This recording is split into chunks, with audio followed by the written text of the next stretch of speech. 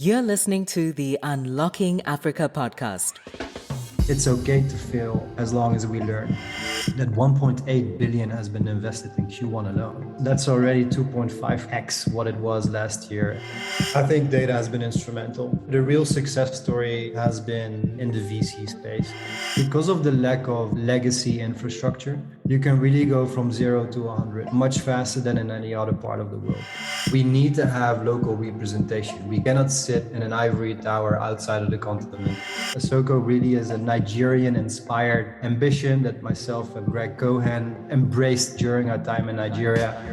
Stay tuned as we bring you inspiring people who are unlocking Africa's economic potential.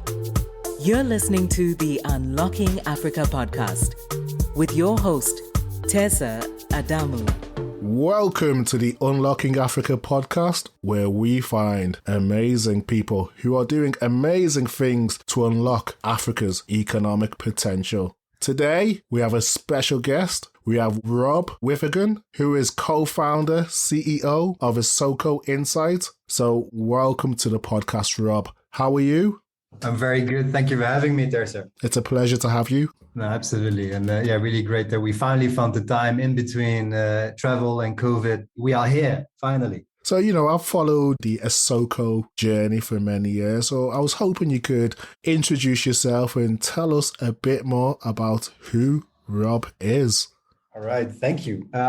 So Rob Withagen, I was born and raised in Holland, schooled particularly in France and Ireland, and I very quickly left Europe for Africa. I started work as a business journalist, working for a company called Oxford Business Group, a UK-based emerging market-focused business reporting house.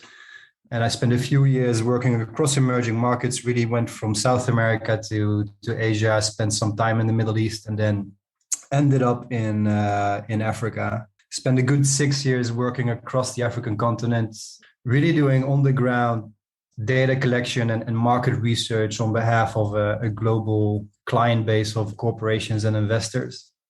Spent quite a bit of time in West Africa in particular, both English-speaking and French-speaking markets, Ghana, Nigeria, Senegal, Cote d'Ivoire, to name a few. I really got a good taste of, the opportunity that is out there firsthand by speaking to hundreds of executives, politicians, consultants, other operators in the field. This was back in 2009 through to 2014, 2015, say. I really got a good firsthand feel of the growing investment interest on the continent at large, but in particular in some of the bigger economies like Nigeria.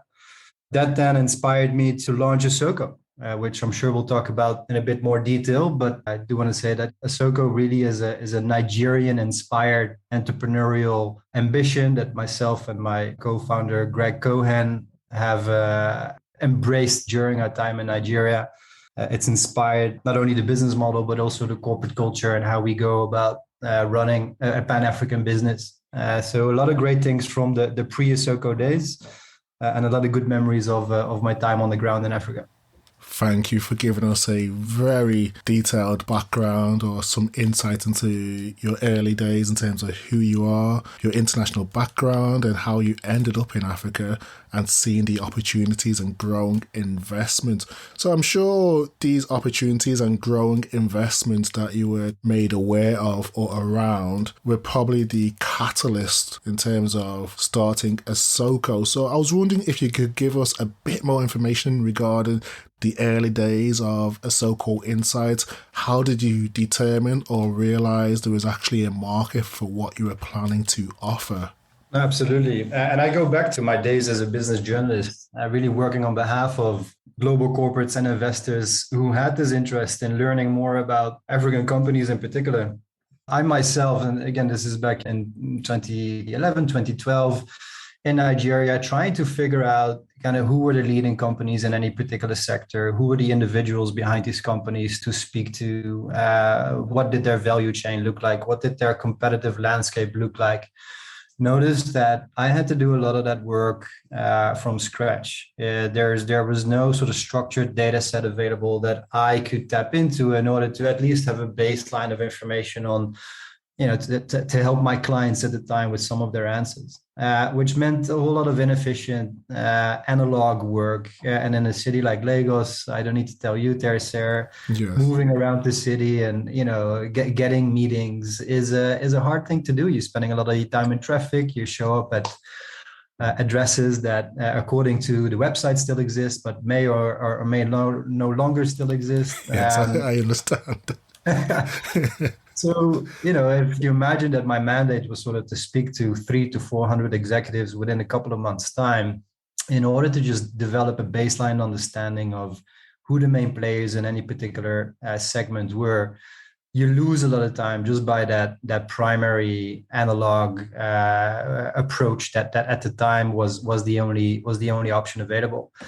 So on the basis of that experience, on the basis of the growing demand that I noticed from the global business community in reliable and structured data on companies in Africa, and on the basis of what I saw across other emerging markets, in particular the Middle East, where similar data services had been launched a few years before we launched Isoko, I noticed that there was an opportunity. The stars need to align a little bit when launching your business. I met my co-founder at the right time. I met our first investor at the right time, and within a few months after me leaving my employer, we launched Isoko from Nigeria, and the rest is history, as they say.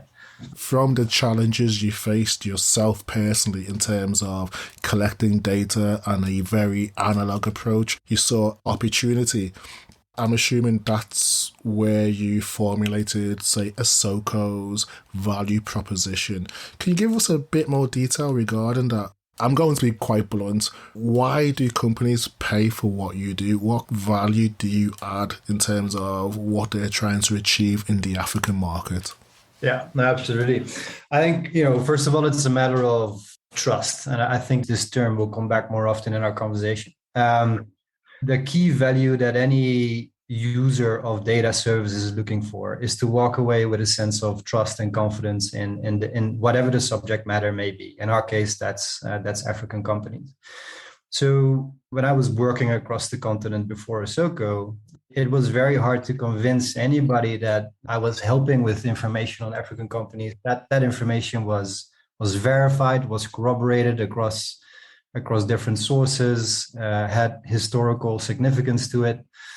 And I think that's the biggest value proposition that we're bringing into the ecosystem. It's providing data with an underlying guarantee that the data has gone through a structured verification and quality control process, meaning that the user can, the decisions that the user takes on the basis of that data come with a level of minimal quality standard. So obviously that sounds a bit fuzzy. Your value proposition is trust. Obviously, we need to think in terms of products and actual commercial offering. So the way in which we deliver our products is really one of two ways. One is in structured databases and structured data sets. So clients hire us to essentially map a market on their behalf. Let's say you're interested in Kenya agro processing, and in particular in companies earning over $5 million a year. We'll map that entire landscape using both the data that we have on our database as well as our people on the ground that complement to that data set. And we then provide that back to the client, either in a CSV format or through an API integration, whatever the delivery mechanism might be. Our second proposition is one of a virtual engagement infrastructure, where we actually go beyond the mere delivery of the data, but we connect both parties through our virtual environment. So let's imagine you are an investor and you're, first of all, looking for companies in Kenya's agriculture space that make at least $5 million a year. But secondly, you want to understand which companies in that universe have an actual funding requirement, and you would like to talk to the relevant people within that company in order to narrow that requirement down a little bit further. We offer the infrastructure to do all of that. Brilliant. So you touched upon one of the big things in terms of value or value proposition is gaining trust and confidence. Obviously, to gain trust and confidence, you have to consistently provide quality, which I'm sure this is what Isoko has managed to achieve over the years. So I was wondering, can you give us a brief overview of how you managed to collect accurate and reliable data in Africa consistently over the years? Yeah, absolutely. It really comes down to four pillars that right now, doing this work for 10 years now, we've identified as the key pillars to run that data collection infrastructure on, consistent of people, partners, technology, and most importantly, the African companies themselves. With people, I mean our own analysts on the ground. There's no way around having boots on the ground and having people who understand the local operating environments on which we're collecting data. So we hire a team of research experts across our markets who directly engage with the companies and with the individuals that we're doing the research on. Two is partners. So we establish relationships with, the authoritative data sources within each country. The evident ones are the corporate registries, the tax offices. In some cases, where structured well enough, chambers of commerces and business associations fit that same category. We'll conclude strategic partnerships with them and we'll use their data if they have it, or we partner in order to get access to their business audiences, their member bases, essentially, in order to get good access to the data.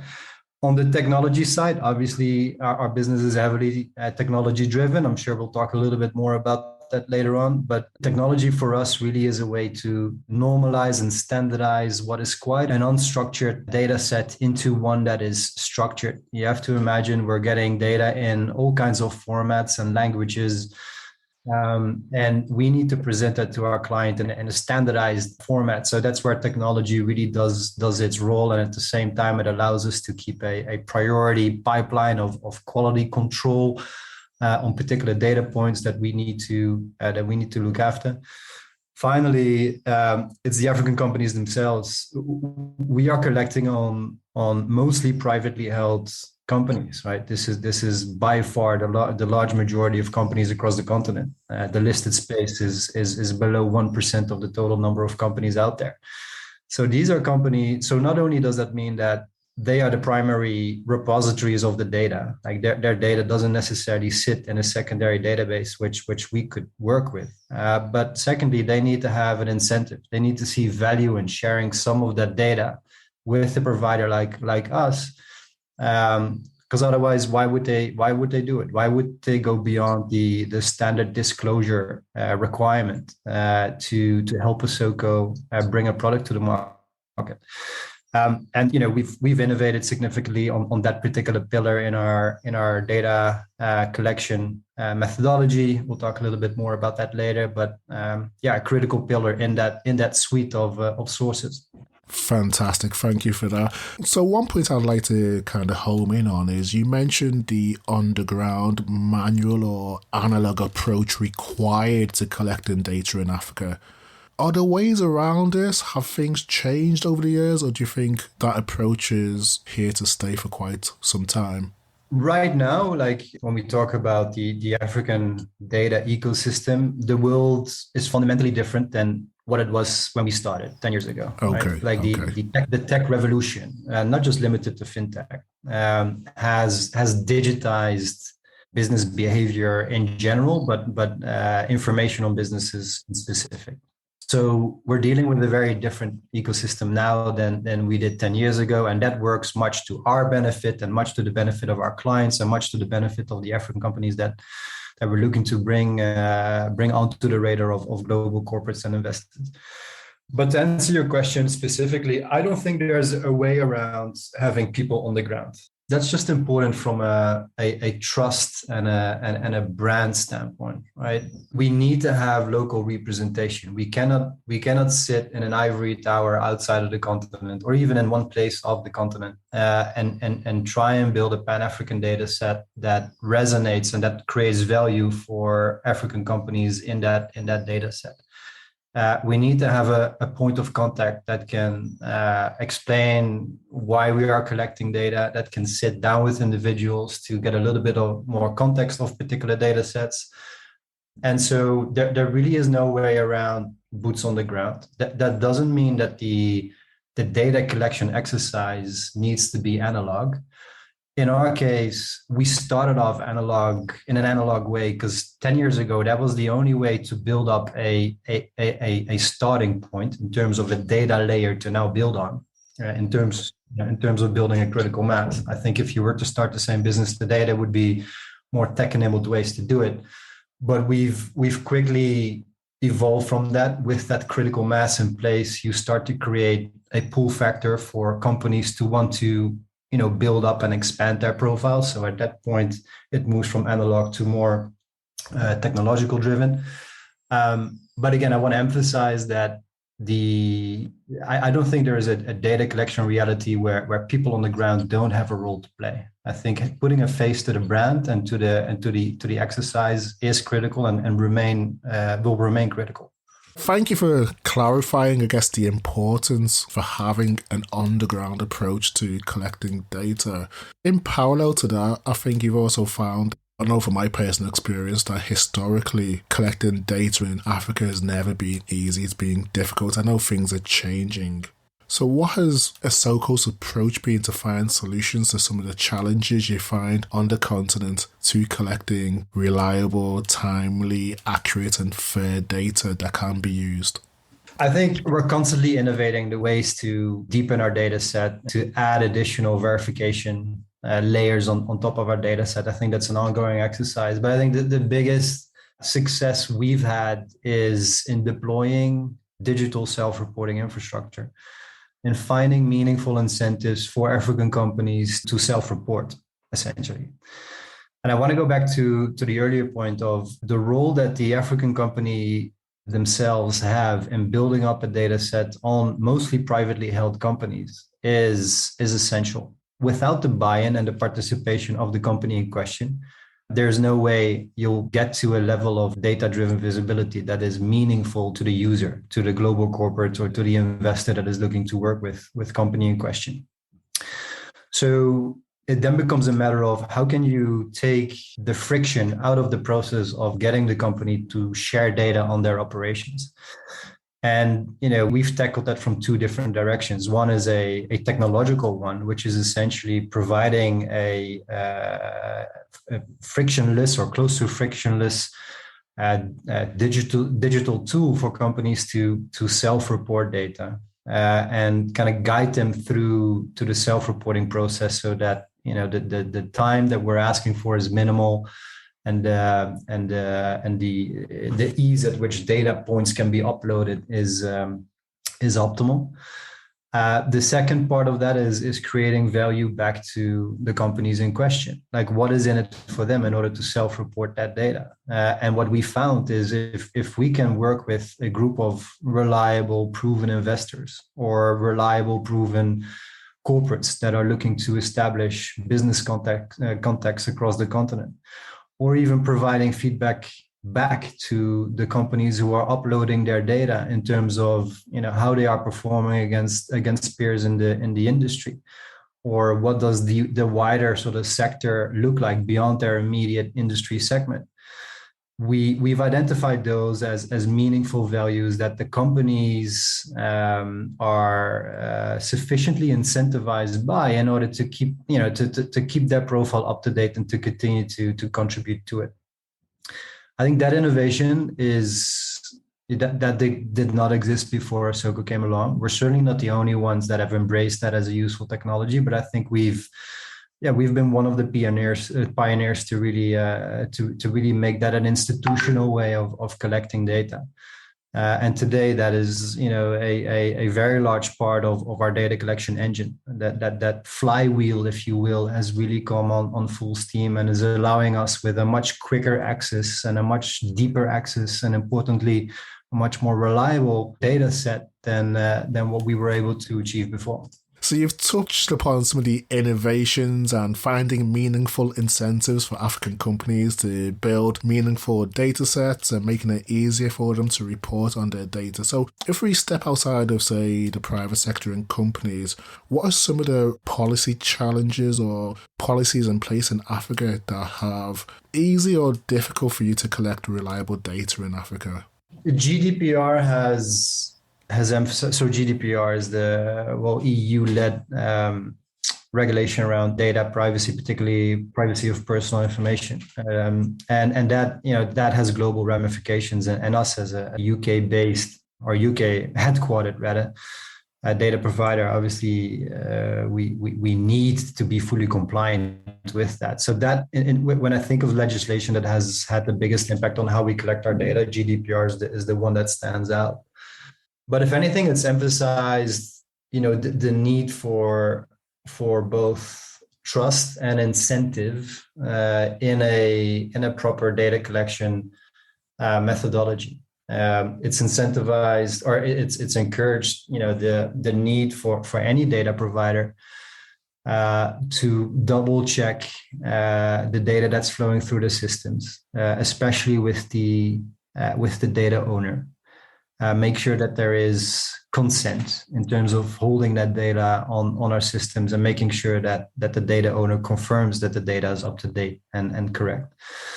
And also making sure that the data owner is encouraged to opt in, right? GDPR is all about consent and essentially the data owner's approval of your ability to use his or her data, often personal information.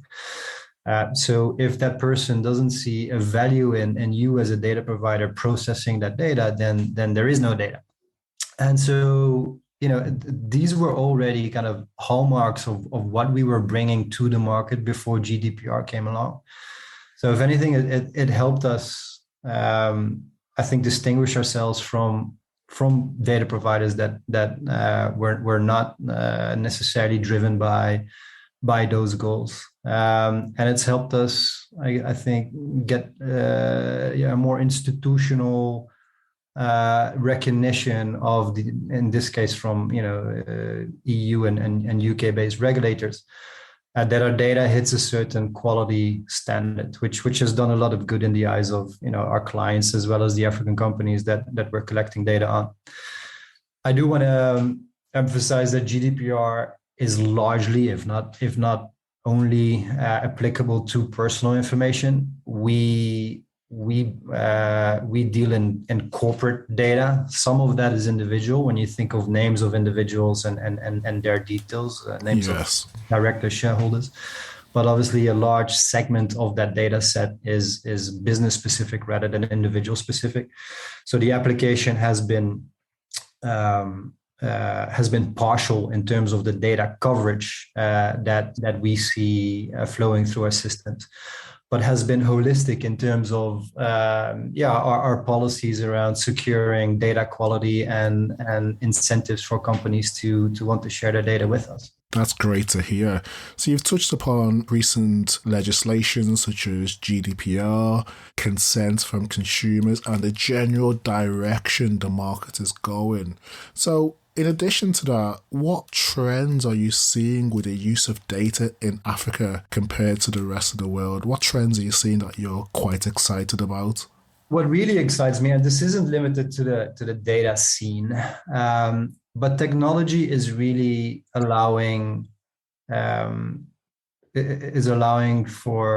leapfrogging, right? Yes.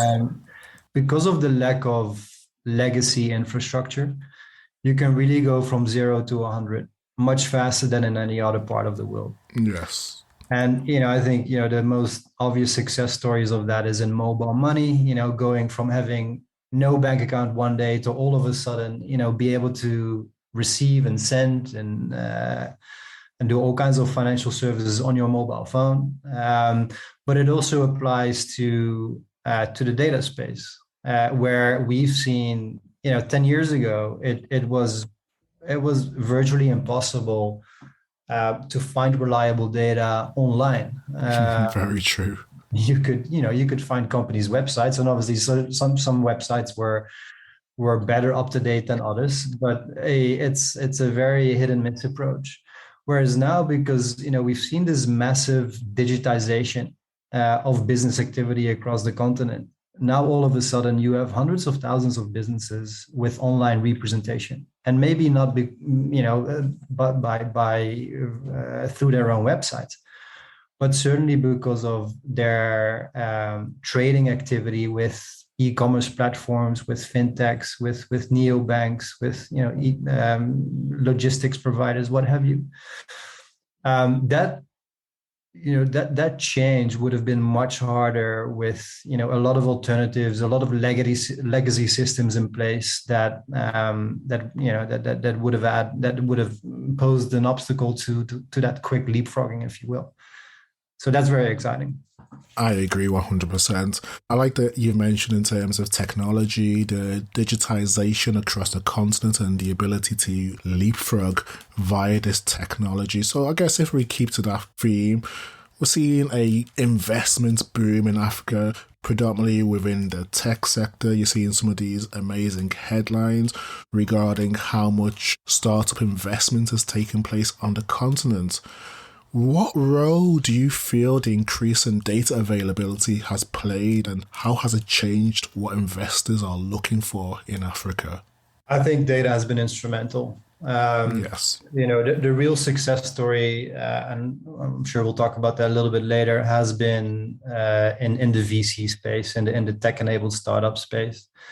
I think data and everything that data is allowing to do, from news reporting to structured databases to cool infographics to white papers and deep industry reports, has all done their bit to build awareness among VC investors across the world. Yes. And to really bring trust, and we go back to that word of trust, into their minds, right? If you would have spoken to a Silicon Valley investor 10 years ago about an opportunity in Nigeria, I dare say that they would have dismissed the opportunity very quickly, if not outright. Whereas now it's become a fundamentally different story, and data and what these VCs have read and seen and analyzed on the startup space in Nigeria, to stick to that example, will have made a significant contribution to that.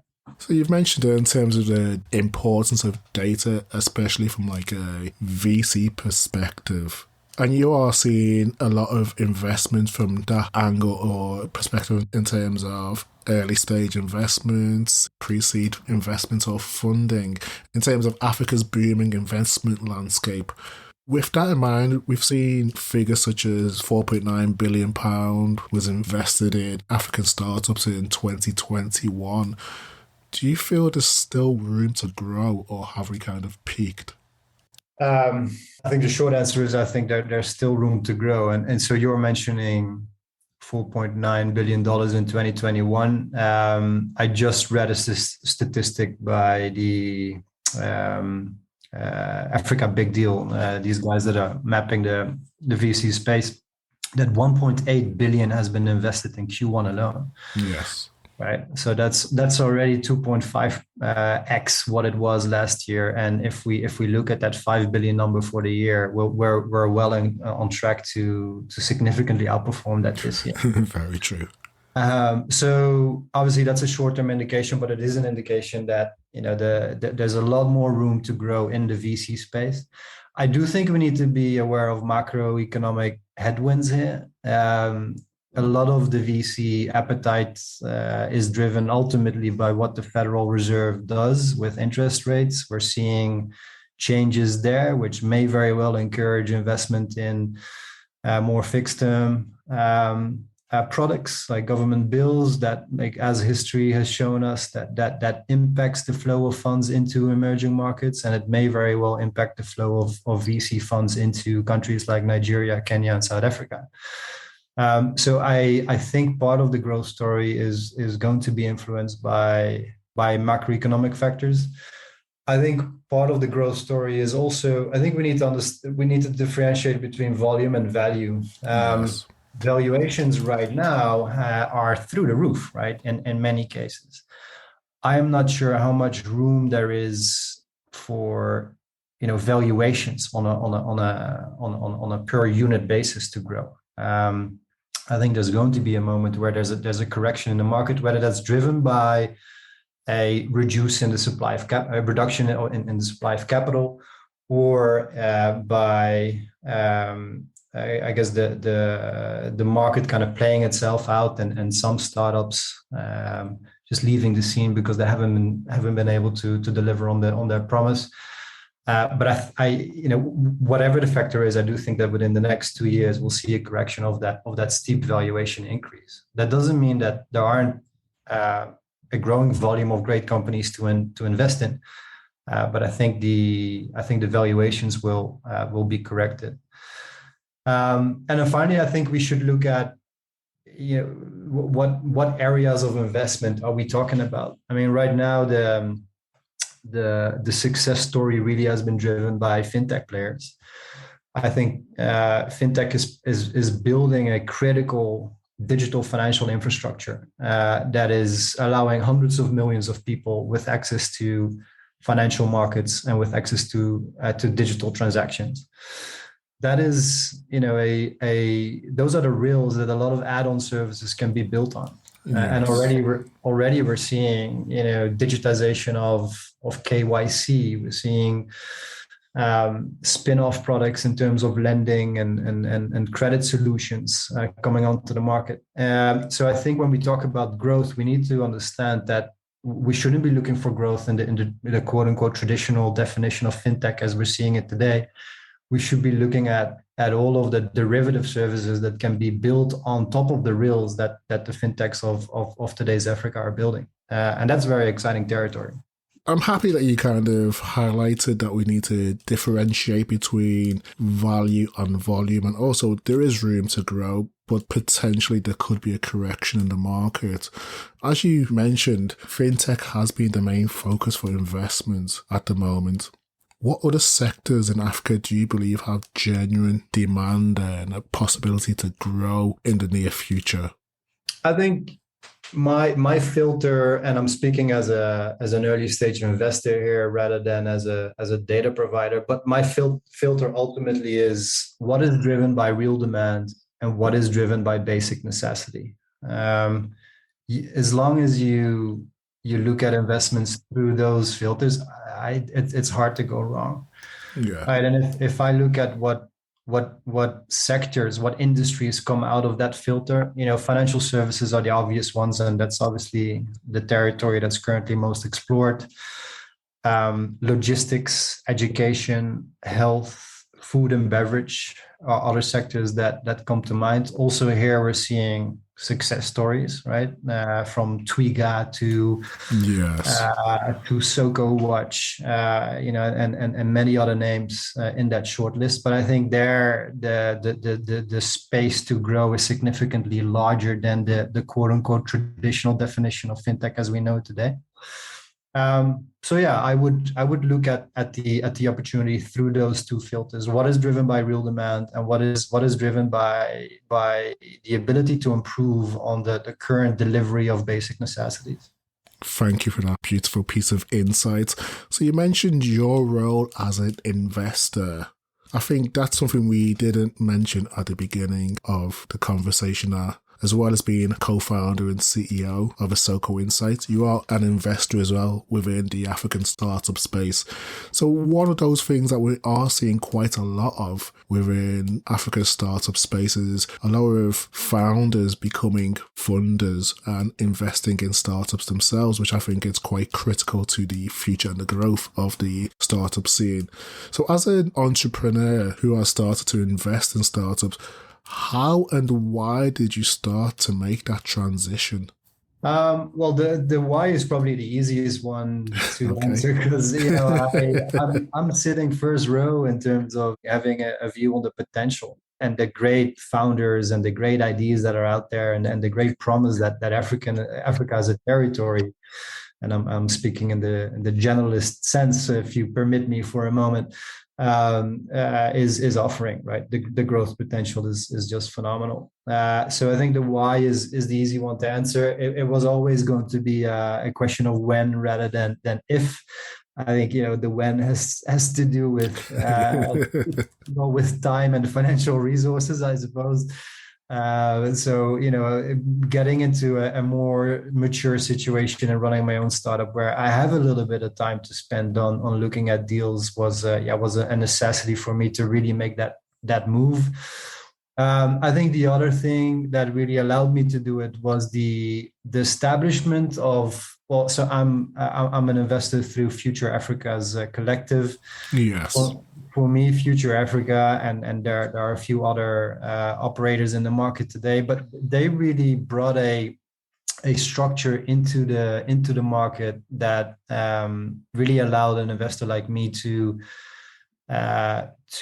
come on board in early stage investments, what would formerly be only possible through an angel capacity, but at the same time do that in a structured environment with the proper investment committee and proper checks and balances on the deals that are coming through the pipeline, and on the way that the deals are structured and executed. So the likes of Future Africa are really bringing the best of both worlds in terms of being able to come in early stage in a company at accessible tickets for a startup investor within the right governance and quality and structured controls that allows us to invest in good companies at a long-term level. So yeah, that really is what allowed me to make that move now over 2 years ago. Brilliant. So you mentioned being part of Future Africa as an investor and the great way they've structured their offering. I was wondering, are there any exciting startups that you've invested in that you could tell us about? Obviously, if it's top secret, you don't have to, but... No, I'm seeing great startups every 3 to 4 weeks, which is the frequency with which Future Africa is bringing them onto our radar. Oh wow! I'm not investing in all, but I have made some exciting investments without naming specific names. Like I'm particularly looking at fields that I am somewhat familiar with, obviously, either through my position as a founder of a data firm, but also in my former life as a journalist. So financial services is one that I've been excited about. So there are a couple of fintechs in there. There's an e-commerce player. There's an exciting business that is doing a lot with credit scoring, that is trying to innovate the way individuals are able to obtain a credit score, and with that build out their lending portfolio. So yeah, it's related to the financial services and e-commerce areas that I'm quite bullish about. Brilliant. So you've mentioned the type of companies that you're looking or interested in investing in. So if we look at it from more of a startup perspective, what advice would you give to, say, startup entrepreneurs in Africa who are interested in positioning themselves to secure future investments? God, I mean, I could talk about this for hours. As hard as it is to distill it in a few bullets, I'm gonna try it anyway. Please do. Yeah, the first one to come to mind is raise money to grow, not to validate your idea. I think one thing I'm seeing is founders coming too quick to the market to raise capital, especially now in a time where it's possible, right? There's a lot of money in the system, and if you know how to sell your idea well, and you're talking to the type of investor that would support coming in at such an early stage, it is possible for many founders to raise quite substantial amounts of money on essentially an early stage ID. I would caution against that. Wait as long as you can. Bootstrap as much as you need to really validate your ID, to identify the initial signs of product market fit, and then know that you can raise money with a It's never a guaranteed proposition, but as close to guaranteed proposition that what you have uncovered, you can put on steroids and you can grow, 300 or 1,000 times by injecting capital. I mean, that by far is the first recommendation I would have. Thank you. Secondly, it is critically important, especially when you want to get good investors in, good VCs or good angels, to surround yourself with people who can make those intros and who can provide a reference. I'm seeing a lot of startups, spending days, if not weeks, on pitch decks and sending them out through LinkedIn and through general email addresses of VC firms. Some of them might get lucky. I fear that the large majority of them will not because of the quality of their ideas, but just because investors have a filter. Anything that comes recommended will get priority in their pipeline. So surround yourself before even thinking about raising. Think about people you can surround yourself with that can help you on that journey. And then lastly is just to operate with a laser focus. It's important to know how to pivot, obviously, but stick to your ID as long as you can. Double down on the idea. And again, this goes to the value of raising money to grow rather than to validate your idea. If you're at that point where you've proven product market fit, you're able to raise cash on it, double down on that idea. Investors come in with all kinds of exciting ideas of where to take your business next. That's all useful to act as an inspiration and to challenge your own idea. But at the end of the day, as the founder spending 100 hours a week on this one idea, you're going to know much more. You're going to know much more about your idea than any incoming investor. Stay close to that finding. Stay close to that confidence, and double down on your idea. Don't move away from it too fast. Brilliant. Some very, very wise pieces of information and words. You've shared some key points and advice for future startup founders. So I guess if we keep to the theme of the future, where do you see Africa in 5 years' time from a data perspective? Another one of those questions we could speak for hours about. But I think the exciting development that I see the early stages of now, that I am confident about is only going to grow, is the fact that digital businesses are becoming the primary source of company information rather than government offices or development institutions. Yes. Where 10 years ago, it would have been the tax office or the corporate registry or a World Bank database that had sort of the most comprehensive, the most authoritative information on any relevant aspect of the business landscape across the continent. I think right now, back to the evolution of digitization of business activity, it is becoming the operators in this space that are the primary sources of that data, which I think is a really good thing, because the innovation behind how that data can be utilized is significantly bigger and significantly more funded in the hands of a commercial operator than in the hands of a government or a development institution. That data really is put to use to the data owners, who are the clients of these businesses, and is being put to use to the wider landscape in order to find the right commercial applications. So that to me is the exciting thing right now. Like if repeating myself too much, if we look at that rapid pace of digitization, like the opportunity that gets unlocked in terms of the access and the use cases of data are endless, and that's a very exciting world to run a data business in. Brilliant. Thank you for sharing your insights in terms of where you see Africa in 5 years' time from a data perspective. I think the opportunities and the potential is limitless at this moment in time.